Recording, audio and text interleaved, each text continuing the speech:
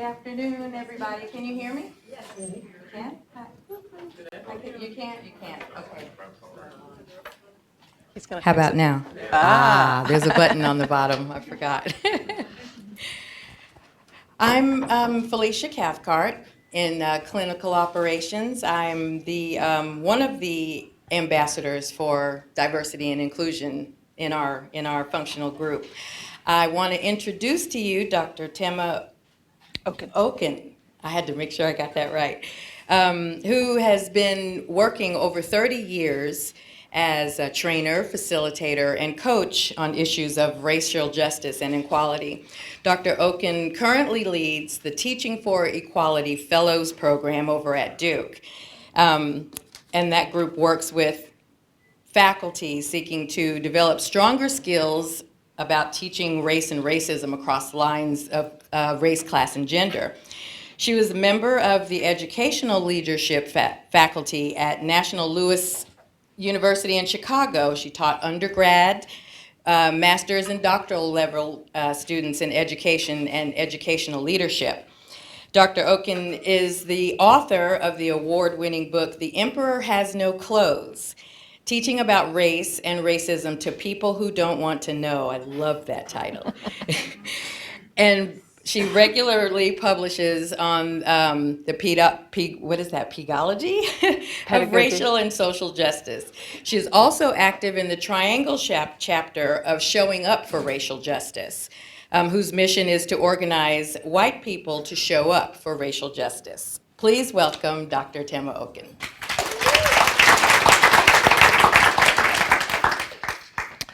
I will start by saying that I grew up in Chapel Hill, and so I'm looking back at these Duke shirts, and I'm trying to calm myself.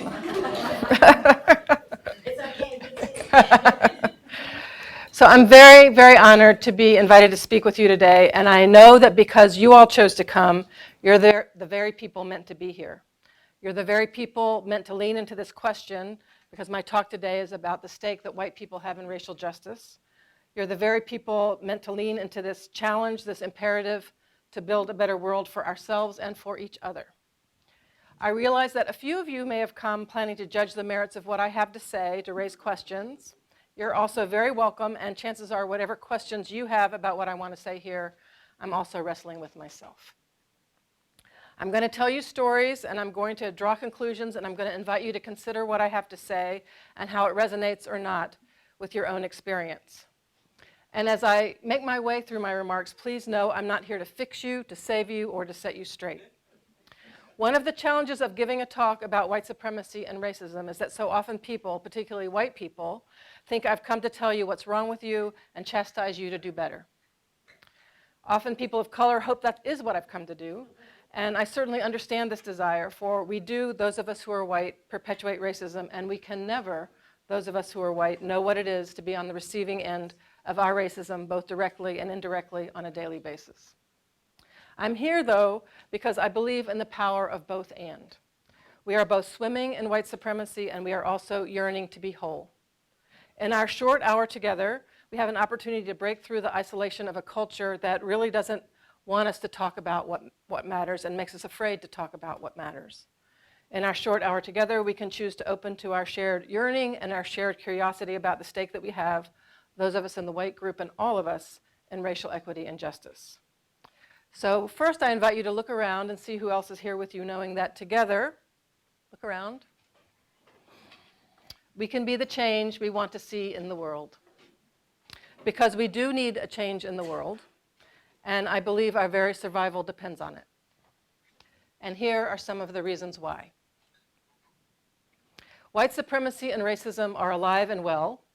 Having said that, I'm going to define some terms. White supremacy is the belief that white people and whiteness are both the norm and also better. This ability to be both the norm and better is a reflection of how devious white supremacy can be. We don't need to be members of the KKK to participate. We're all swimming in the waters of white supremacy ideology. Racism is the way white supremacy is enacted. Racism is a complex weave of institutional, cultural, and personal beliefs, practices, and behaviors designed to reinforce the ideology and the benefits that go along with it, that white people and whiteness have value, while anyone and anything else is other, dangerous, abnormal, bad. White supremacy is the handmaiden of centuries of beliefs and practices embedded in our culture and institutions that prioritize profit over people. I point to our current reality that the 3 richest people in the US own as much wealth as the bottom half of the rest of us. Our societal acceptance of this financial arrangement as normal is the very definition of collective insanity and the logical conclusion of white supremacy. White supremacy and racism are experiencing a specific and reinvigorated resurgence in our country. Our culture once again gives permission for individuals and groups in positions of power to speak and act in overtly racist ways reminiscent of Jim Crow of my youth. This has led to the systematic and deliberate dismantling of hard-fought and hard-won federal and state commitments to those who are Black, brown, and poor. The field of science and medicine The fields of science and medicine have a long and heinous history of helping to establish and justify both white supremacy and racism. Even though we all know that race is not biologically real, science brings with it a terrible and violent legacy of exploiting and violating Black and brown communities and bodies and psyches in order to prove a racial hierarchy with white positioned at the top as both the norm and better, and Black at the bottom as abnormal and worst, while attempting to erase indigenous peoples and culture altogether. In addition to science, all institutions participated historically and participate now in one way or another in this false yet powerful construction of a racial hierarchy. Most of this does not require intent. Okay, so let's take a breath. I'm serious, let's take a breath. So I want to share 2 stories with you. 2 Novembers ago, my treasured friend Cynthia was dying from pancreatic cancer. She was an independent-minded African-American woman in her 50s. She lived a life dedicated to public service here in her hometown of Durham and in the larger world. I could give you a long list of her accomplishments, yet what I really want you to know about her is that she was smart, she was beautiful, she was funny, she was loving, she was kind, and she was deeply beloved by literally hundreds of people. Diagnosed about 18 months before her death, she lived those months with a fierce desire to live. Duke Hospital took a while to diagnose her, so she went through some ups and downs. First they told her it wasn't cancer, and then it was operable, and then it wasn't. She took each piece of news with an attitude of possibility. She ultimately decided to get her ongoing care from the Cancer Centers of America in Atlanta, a decision she made in large part because Duke told her there was nothing more they could do. She didn't want to hear she was going to die. She wanted hope, and that's what CCA offered her. As she went in and out of crisis, she came to Duke Hospital a number of times, always with trepidation about the kind of care she would receive as an African-American woman unwilling to accept the diagnosis that Duke wanted to give her. Always, she was treated well, and even lovingly, by the doctors and nurses who offered her care. On her last trip, on the night of her death, I remember how the nurses thoughtfully covered Cynthia to her chin with a sheet and blanket so that those of us in the room with her would be present to Cynthia rather than to all the tubes and wires attached to her. I remember how Cynthia's doctor, a friend, got down on one knee next to her bed in order to lean in close to whisper his intentions, even though Cynthia was no longer present in the conscious world. I remember how welcoming everyone on the staff was to the constant stream of friends coming to say their last goodbye. From the gentleman at the visitor's desk who caught on quickly that almost every person coming his way was on their way to Cynthia, to the nurses and doctors who navigated those of us lining the hall without complaint, to the constant checking in and concern expressed by all those in the vicinity of Cynthia's room. Cynthia's death was a good death, and Duke Hospital made that possible, and for this, I am forever grateful.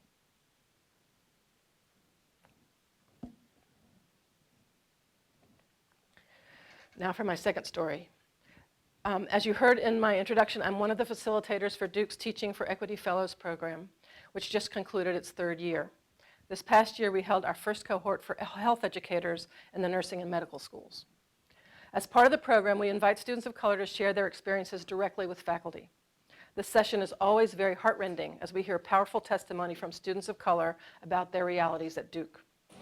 They tell us how deeply stressful their experience is. They tell us how they carry the multiple burdens of performing academically, while also having to address the racism they encounter, while also wondering about the repercussions for speaking or acting to interrupt that racism. They tell us about the silence from white faculty when patients or fellow students target them with racist remarks. They tell us about the daily microaggressions they experience from both white faculty and students, and how those then get internalized and lead to self-questioning and recrimination, affecting their performance and reinforcing doubts that these faculty or peers already hold about their ability. They tell us about the insecurity of not knowing where support might lie, as they have to discern which faculty, or whether any faculty, or even their white peers, will be open to hearing about their isolation and stress. They tell us about the repercussions when they guess wrong. They tell us again and again about the extreme discomfort white faculty and peers exhibit when conversations turn to race and racism. They tell us how they inevitably have to deal with the false yet confidently asserted narrative that they must have been admitted unfairly from white students who have no knowledge of their very hard intellectual and emotional work to get to this point. They tell us of the need to justify themselves over and over and over again, and the exhaustion that all of this brings. By the end of the session, many of us are in tears. We also witness every time how faculty of color in the program, emboldened by the more vulnerable students, start to open up about how they are also experiencing these insults and how they are continually placed in a role to support these students without recognition or compensation for the intense extra load on both their time and psyches. Take a breath. And I'm serious. Let's take a breath. Because it's going to get a little bit worse now. The fields of science and medicine, as I said, have played a central and ongoing role in the exclusion and exploitation of the bodies and psyches and material realities of men and women of color, and their attempt to justify that race is real and that white is better. We are living in the legacy of Samuel Morton's specious science of craniology, asserting that the larger brains of white people give us undecided superiority. We are living in the legacy of James Marion Sims, the father of gynecology, who performed experiments on enslaved black women without anesthesia, and the racist and inhumane belief that black people do not feel pain. Current research shows that doctors today continue to underprescribe pain medication for their patients of color. We are swimming in the same stream as Dr. Benjamin Rush, who taught that blackness was a form of leprosy to be eradicated in the cause of a national future free of black Americans. The same stream as race scientist Josiah Nott, who claimed that African Americans were immune to malaria and other tropical diseases, making them suited for hard labor as one among many justifications for enslavement. We can point to the American Medical Association's refusal to admit Charles Drew as a member, in spite of his contributions to the science of blood transfusion. We can point to the widespread sterilization of black and Puerto Rican women without their knowledge or consent by a medical establishment securely confident in their racist ideology about the lack of value of black and brown lives. We can name the Tuskegee syphilis experiment and trace a direct line to the unauthorized use of the cells of Henrietta Lacks in the name of research and profit. All of these histories require deep skills in justification and denial and willful ignorance. We justify our practice of not using anesthesia because we tell ourselves and each other that enslaved black women aren't human. And I want us to imagine the levels of justification and denial and willful ignorance that a doctor, a man, a human being, has to achieve to cut into the flesh of a woman, to hear her cries of pain, and continue to believe that he knows better than she does what she is experiencing. What happens to such a man, to his soul, to his intellect, to his bones, to his heart? What happens to his children? We justify enslavement in our claims that a whole race of people is suited for hard labor. I want us to imagine the levels of justification and denial and willful ignorance that a man, a woman, a community of men and women have to achieve to commit the violence required for enslavement, the whipping, the lynching, the raping, the separating of families. What happens to these men, these women, to their souls, their intellects, their bones, their hearts? What happens to their children? Hold on, we say. These things happened in the past and we are not complicit. So I ask us all, what do we think and feel as we hear about the heart attacks and deaths associated with blockbuster drugs like Vioxx, Avandia, and Celebrex, released to the market in spite of the warnings, silenced by corporate pressure for profit? What levels of justification and denial and willful ignorance are required for us to offer drugs to people knowing they're not safe? Or worse, not knowing what we can trust is safe because we haven't been given good information and don't yet know if we should be wary. I ask us all, what do we think and feel as we hear too many stories like that of Shane Patrick Boyle, who died from diabetic ketoacidosis because he lost his prescription benefits and could no longer afford his insulin when he moved across state lines to care for his dying mother?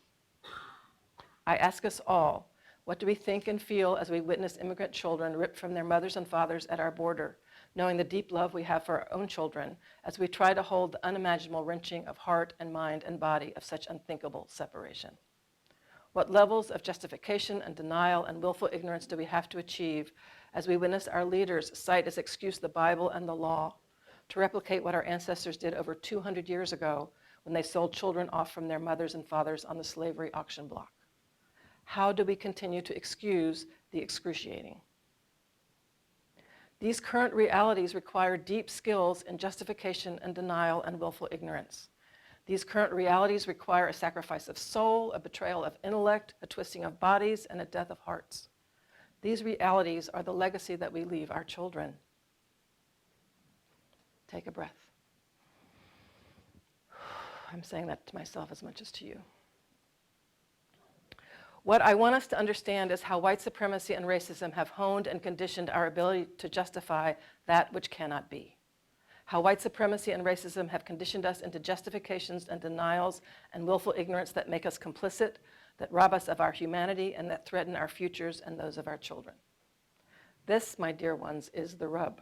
We enter, most of us, our fields with a desire to help people, to discover cures for disease, to support individual and collective capacity for health. We enter institutions believing they want to support our intention to help, only to find that their singular intention is too often profit. I want to remind you of the heartaches we hear from students of color about their realities at Duke. And I want to suggest that the very stresses named by those students are a mere reflection of the stresses that we all feel, including those of us in the white group.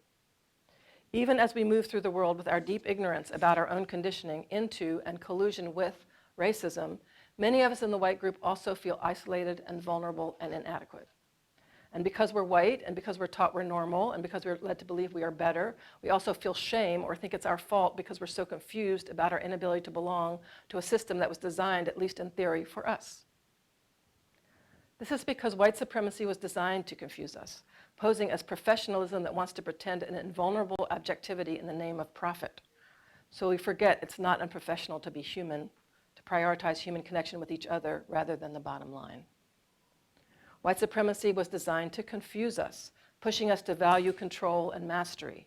And so we forget that both control and mastery have limits beyond which lies a fertile not knowing that allows us to heal rather than simply cure. White supremacy was designed to confuse us, lionizing self-sufficiency and independence. And so we forget that our reverence for individualism often leaves us vulnerable to isolation, cynicism, and depression, as we lose sight of the fact that we are literally all in this together. White supremacy was designed to confuse us, telling us that competence is imperative. And so we forget that competence built on the justifications and denials and willful ignorance required by white supremacy lead to toxic ignorance about things that really matter, including how our racism cuts us off not just from others, but from ourselves. I'm asking us to hold the contradiction that the same doctors and nurses who so lovingly cared for Cynthia and Cynthia's extended family in her transition are some of the same doctors and nurses who fail to intervene when a white patient directs their racism to an intern of color, the same doctors and nurses who assume a student of color isn't really qualified to be in the program. I want us to hold the contradiction of how often our institutions are led exclusively or predominantly by white people, often men. Now understand me, I am not saying that simply being white is a problem, although our conditioning into whiteness certainly is.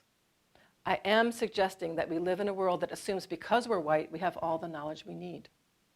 We have internalized the idea that those of us in the white group can identify and shape what is important to know without regard to what other people, other communities, and other cultures have to offer. We do this without acknowledgement of our long and violent history exploiting and targeting those positioned as other in the name of power and profit. This denial of our history allows us to continue to believe that we are equipped to define what it is to be healthy and create health, even as we are the ones who misshaped it in the first place. Let me also be clear, this isn't about figuring out which of us are good and which of us are bad. This is about figuring out what we're going to do about our conditioning into white supremacy. So the stake we have, those of us who are white, is that our conditioning into the justifications and denials and ignorances of white supremacy cause severe harm to those who would otherwise be our authentic and true neighbors. The stake we have, those of us who are white, is that our conditioning into white supremacy robs us of our humanity and our capacity to be in authentic relationship with each other and with ourselves. The stake we have, those of us who are white, is that our conditioning into white supremacy does not serve us and never has. This is not, forgive the pun, a black and white situation. All of us who swim in the waters of white supremacy are impacted by it. All of us breathe in its conditioning. We enter institutions like healthcare and research with good intentions and a desire to help. We run up against policies and procedures that are the legacies of decades of white supremacy and racist deformations, and we have to make decisions about whether to cooperate or resist. Sometimes our ability to pay the rent or buy food for our family depends on our ability to navigate an institution that doesn't actually care about our good intentions or our desire to help. And that's why I asked us to look around and notice who else is with us, because we need each other now more than we ever have. We're called in these times to reclaim both our humanity and our commitment to the wider community. We are called in these times to develop a practice, a mindset, and open-heartedness for racial equity and justice. Often when I give these talks or when I teach, people are hoping for a roadmap. They're hoping I'm going to say, here, do these 10 things and you will achieve racial justice. And I'm sorry to tell you it doesn't work like that, and I always joke that if it did work like that, I would charge you $50,000 and give you the 10 things and leave the room, and we'd all be happier. But we all know that most problems can't be solved with the same consciousness that created them. And given how deeply we are conditioned into white supremacy consciousness, our task then, our challenge, our work, is to open ourselves up beyond our current ways of knowing, to make mistakes, to learn, and to grow together. And you have an advantage, those of you in this room who are scientists, because you know the value of making and learning from mistakes. And you can be leaders in developing our ability to live into that practice. Because in our culture, generally, we often think that making a mistake is to be a mistake, and you're the ones who know differently. Given how deeply we're conditioned into white supremacy, our task, our challenge, our work together is to reflect and transform how we show up as individuals accountable to each other. Our task, our challenge, our work is to say out loud that what we accept as normal is actually anything but, and it is beyond time to put each other before profit. Our task, our challenge, our work is to build institutions committed to serving our collective well-being rather than filling the pockets of a few. This work is often ungraceful and chaotic because our choice is not between our conditioning and freedom. Our choice is between our conditioning and the unknown. I do have good news. I can tell you that one thing I've learned from the Teaching for Equity Fellows program, perhaps the most important thing, is that its power has little to do with me or my colleague in our roles as leaders of the cohort. Its power lies in the storytelling and vulnerability and humor and open-heartedness of the people who choose to come and build relationships with each other. These are people like you who care deeply both about their mission and their students, and over the course of a year together, we build community and connection that makes a real difference in our lives and the lives of our students. So the good news is this: our work together for racial equity and justice grounds us in our deep knowing that we all do better when we all do better. Our work together for racial equity and justice breaks through isolation and brings us into authentic community with each other in ways that cut through our conditioning and return us to ourselves. The good news is that you and we are already enough. Together we build our power to be the change we want and need in the world. Together we are here to grow in wisdom and learn to love better. Together we can do this. Let's do it. So that's what I have to say, and I'm open to any questions.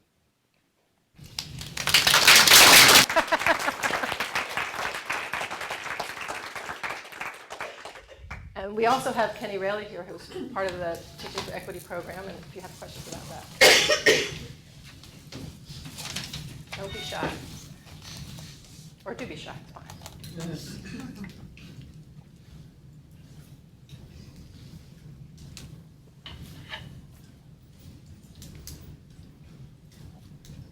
so thorough and brilliant there, no questions. I have a question. Yes. So you've been teaching this class for 3 years. Yes, we're entering our fourth cohort. So, Fourth year. okay. So what would be maybe some of the changes that you've been able to see impact?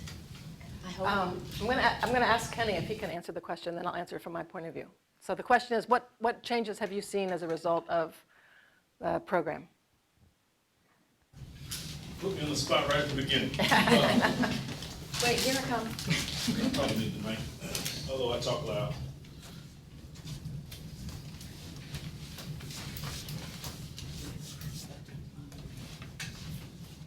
Press.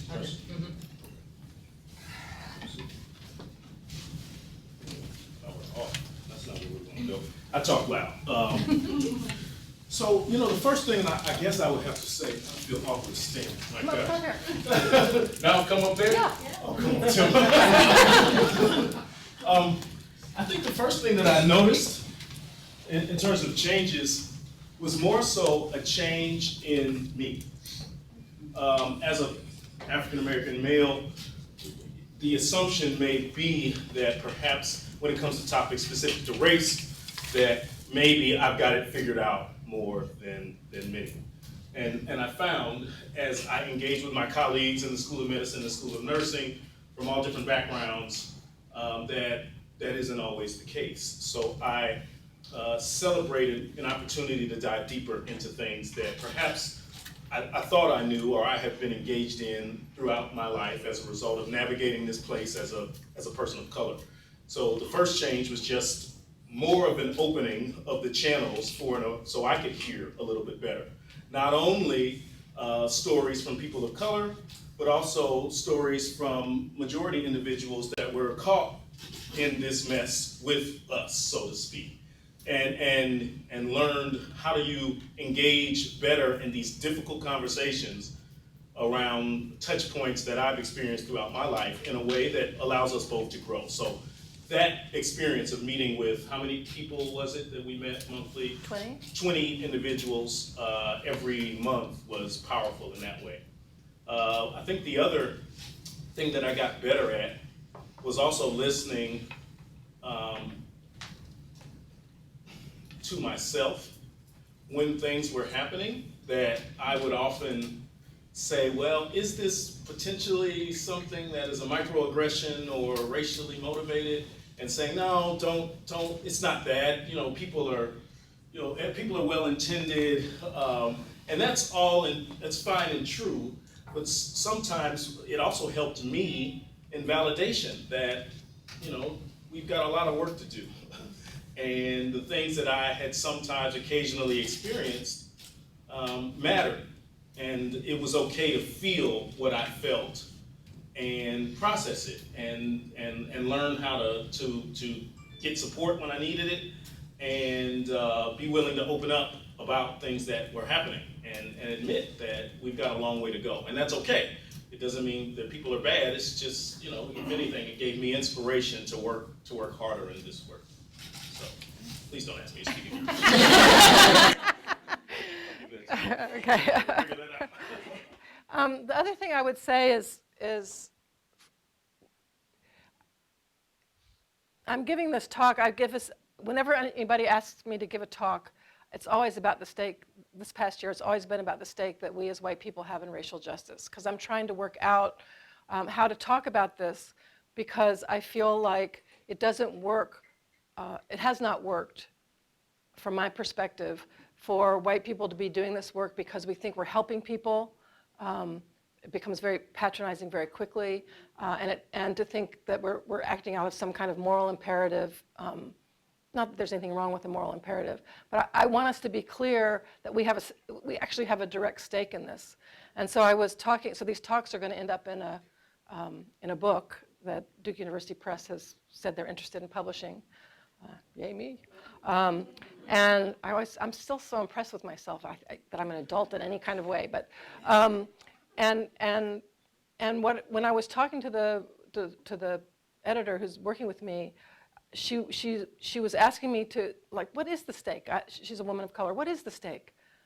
And she had just told me a story about how a white colleague had promised to do one thing related to bringing on a person of color on into the community, and had done something totally different. And I said, well, my guess is that this white colleague doesn't know how you feel, and doesn't know that from her perspective she just made a mistake or she just forgot. And so now she has created unknowingly and unintentionally a barrier between herself and you because you no longer trust her. And so that's kind of I think that the Teaching for Equity program, what we're trying to do is create spaces where we can actually be in community with each other and move through the unintentional ways in which the very deliberate and hidden ways that white supremacy likes to keep us divided, is what I would say. And so part of that is developing a practice for those of us who need to learn to speak up more, which is sometimes white people, and those of us who aren't as clear about our unintentional collusion with how white supremacy operates. I hope that answered your question. The other thing I'll say about the program is, so I do know some things. I know about 5 things for sure. They change over time. But one of the 5 things I know for sure at this point is that if we're going to work to build racial equity and justice, we have to be on the same page. And when people say, well, you're talking to the choir, I go, great, because as the choir, we really need to get in tune, because we're not really in tune yet. And then we can go out and recruit more people for the choir. And part of getting in tune is making sure we understand what white supremacy and racism are, how they operate. We have shared language, shared framework, shared understanding of our history. So the program spends a lot of time grounding us in that shared framework and language, and then providing space to talk about how that impacts culture in the classroom, culture at Duke, curriculum, and then our relationships with each other as faculty. Any other questions? Yes. So a lot of what you said resonated with me at an intellectual level. But I feel that my reaction to something in the moment, like my face might go blank out of fear of not knowing whether I'm about to stick my foot in it or something like that. I have no idea what you're talking about. Is different from what my reaction would be if I had time for the intellectual part of me to factor it in and then think about what I should have done. Right.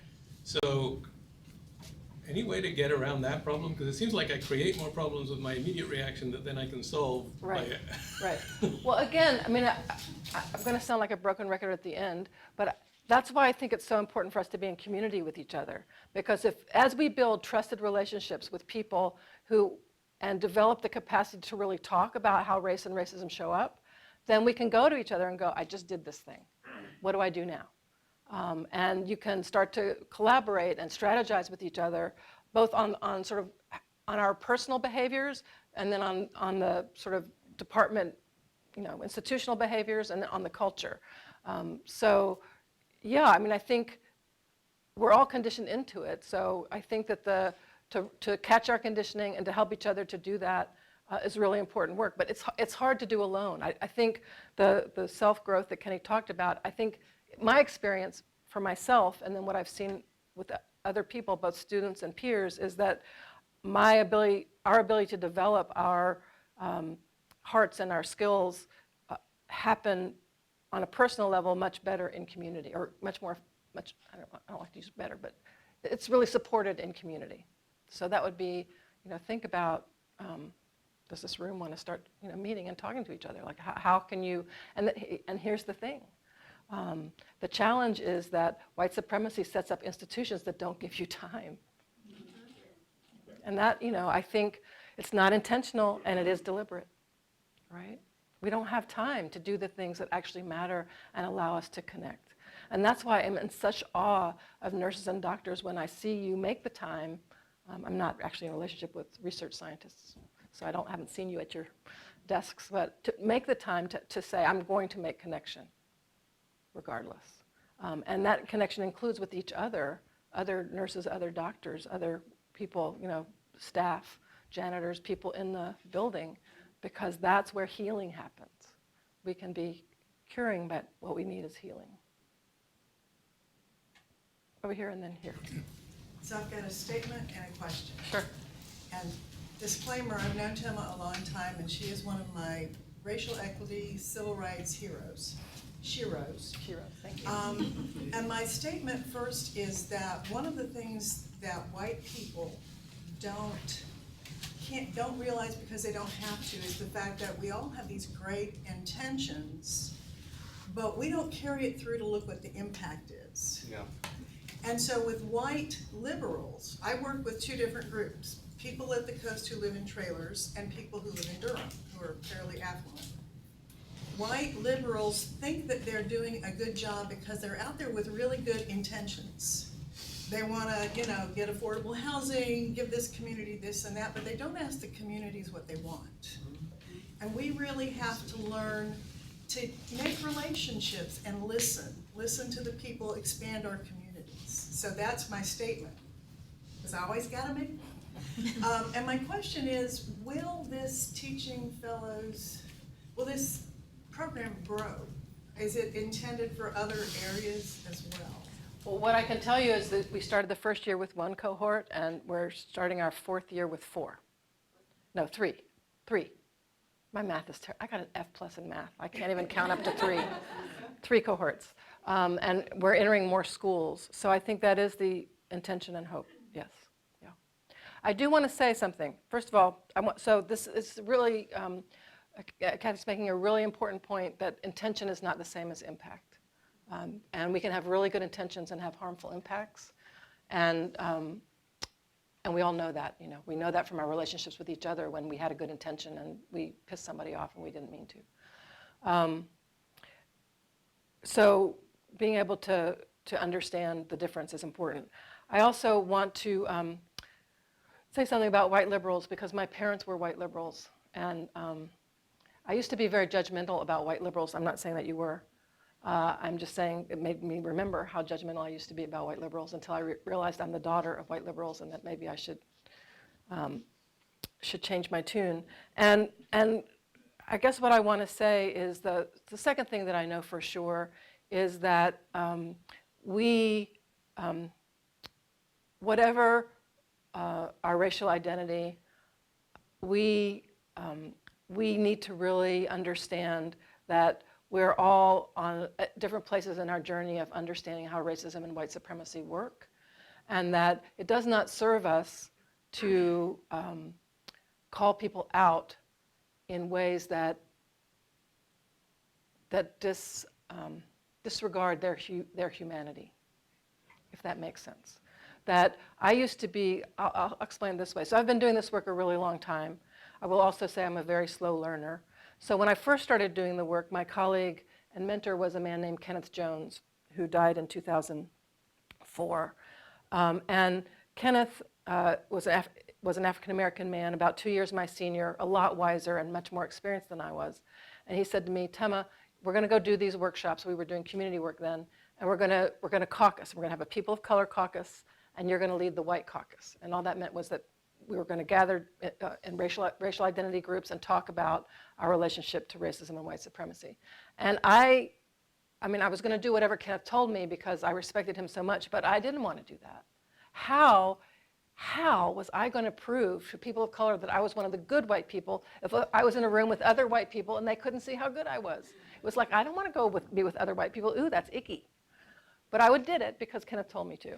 And finally I caught on, and then I got into this sort of self-righteous stage, which is like, well, now I know why we need to meet. We need to meet because we need to talk about dealing with our crap, as our conditioning as white people, our conditioned crap as white people. And look at me, I'm a trainer, I'm a teacher, I've been doing this for 10 years. I've got my shit together. So you just need to prove to me that you're going to get your shit together like me. Very self-righteous. I don't know if that resonates with anyone, but very much into judging other white people, whether they got it or didn't get it. And I want you to think about how effective I was during that period. It's not effective, to go up to someone and go, I actually think you're not up to par, but if you work hard, you'll be up to par like me. I don't know many people who respond to that. So eventually, slowly, I started to realize that I hadn't really worked through my stuff at all, and that operating from that position, which I do think actually white supremacy, in my view, white supremacy encourages anything that keeps us divided from each other. And so our judgment is often a way to keep us divided from each other. And so I'm not saying we shouldn't judge things. And my mama taught me that to distinguish between people who should know better and people who have no reason to know better. So I hold our leaders to a different standard because they should know better. But a lot of the people that I work with on a daily basis may not have been exposed to the information that they need in order to do better. So that's why I talk about calling in and really trying to call each other into each other and the work that we have to do. So I kind of went off on a tangent. Well, I guess I have two questions. First, in your work, have you noticed generational differences? I mean, to me, it seems like young people today are much more willing to accept people as they are rather than old people like myself who have, have the racial or white supremacy much more indoctrinated Yes. in us. And the second thing, have you noticed a difference in urban versus rural areas? I mean, I grew up in a little town in Wisconsin, and we didn't have racial issues there because there weren't any races there. We were all white.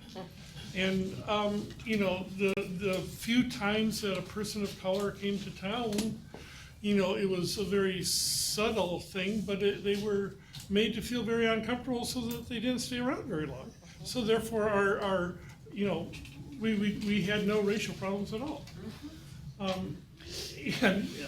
mean, so in what it seems to me like the racial inequality workshops and things like that are all happening in urban areas, and we're still leaving large swaths of the country, pretty much untouched in that, and the people up there have no clue about white supremacy or white privilege. You start talking about white privilege up there, and you're likely to get shot, actually. But So, yes, I do see a huge generational difference, and I do think that as a national community, we have learned a lot about how white supremacy and racism work, which is kind of why it's so disturbing to find ourselves in the place that we're in right now, where the cultural permission for that leads to the actual enactment of legislation and violence is higher than it's been. I mean, I grew up during Jim Crow, so it's higher than it's been since then. And I do think generally most of the young people that I know are way ahead of where I was when I was their age in terms of understanding how these things work. I will also say that that it's absolutely true that rural areas are being left behind in all kinds of ways. I'm not sure it's necessarily true, though, that rural areas don't have the same intelligence around this as urban areas. What I would say is that urban areas have a lot more skill at covering it up in layers. And that I think that it's the ways in which working poor white people get blamed for our national racism, when it's actually not being enacted in most part by working rural poor people. It's being enacted by very educated, wealthy white people. One of the most egregious white supremacists in this country is Stephen Miller, who's a graduate of Duke. He's the one that crafted this immigration policy that we're dealing with, and he's proud of it. He's proud of it. So, so I think that we tend to believe that the more educated you are, the less conditioned into racism you are. And I would just say the more educated you are, the more sophisticated your conditioning into white supremacy and racism is. And I don't spend a lot of time in rural areas, although I have. And when I do spend time in those areas, I think people there have just as much intelligence and just as much ignorance as we do. It just shows up in different kinds of ways, and in some ways, I would say is easier to deal with because it's not covered up with layers of defensiveness around our own. Some of the hardest people to work with are people who are like myself, who are completely convinced that we are the good white people. And because we're the good white, I mean, I've literally had people say to me in workshops, well, I marched with Dr. King, so therefore I can't be participating in racism, as if people who believe that racism and white supremacy are over here and that we can take ourselves out of it and somehow be untouched by it, those are the folks that are really, really harder to deal with than the ones that just say, I'm not racist. Or I remember working in Eastern North Carolina, one of the people in the training was a man who does Confederate reenactments, and he's all about the Confederate reenactment. A white man, needless to say. But just to clarify. And you know, and so we had done the whole, you know, we'd done all the things that we do. We had done the history. We talked about the Civil War, and we tried to pierce some of the myths about the Civil War and who fought and who didn't fight, and who, you know, and how Confederate soldiers actually died, which wasn't from war but from disease. And at one point he just said, well, why do we always have to make it about race? And in one of my most brilliant moments, I don't know where it came from, I was in a church, so maybe it was like, you know, I said, you know, that's a really good question. Why do we always have to make it about race? I feel you, I really feel you, and the problem is, you know, it is. And he actually nodded. So, you know, I think that there's just ways in which we're all asking the same kinds of questions, and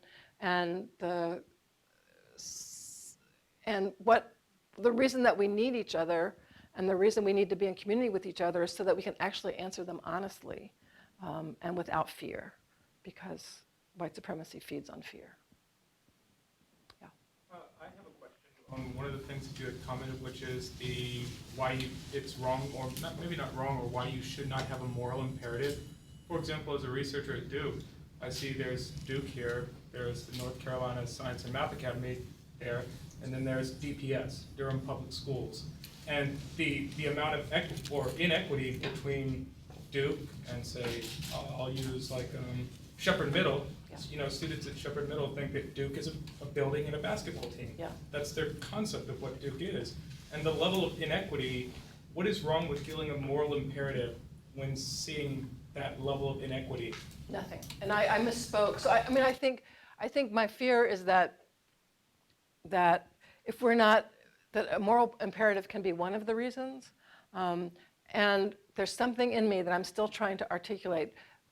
So it's a great question, and I'm not sure I can answer it in the way that I want to, and hopefully in a month or two we'll be able to. I don't think it's enough to be driven by a moral imperative, because in my experience, my moral imperative inevitably becomes some kind of,